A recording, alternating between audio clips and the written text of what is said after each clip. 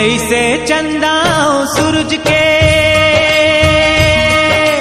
जैसे चंदा और सूरज के, जैसे धरती और गगन के जुग जुग ले है बंधना,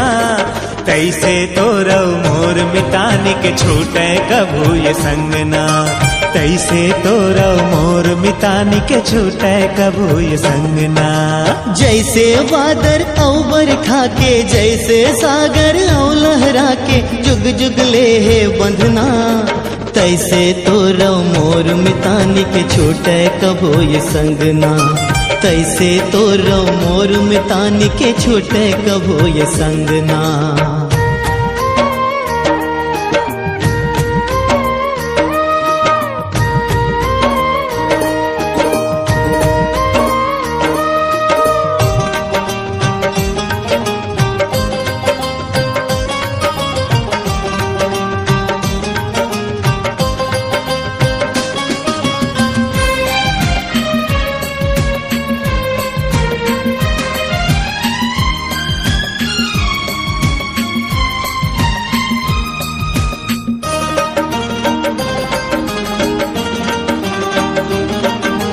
तन के तेलौ मन के बाती, जिंदगी के दिया बरे दिन राती, बाहम बाहा जोरे रेंगन ननपन के हम संगे साथी, जैसे बाती औ दिया के, जैसे धड़कन औ जिया के जुग जुग ले है बंधना,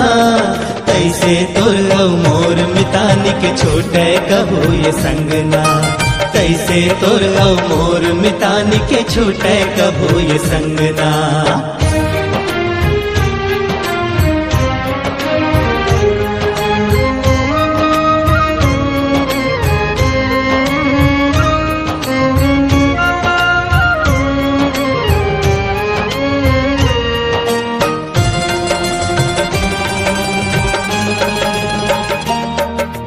पानी में लहरा लहरा में पानी, तोर मोर ऐसे जिनगानी, छोड़ दे बोये दुनिया तब भोले नहीं टूटे जे हमर मितानी, जैसे चोली औ दामन के, जैसे पानी औ सावन के जुग जुग ले है बंधना,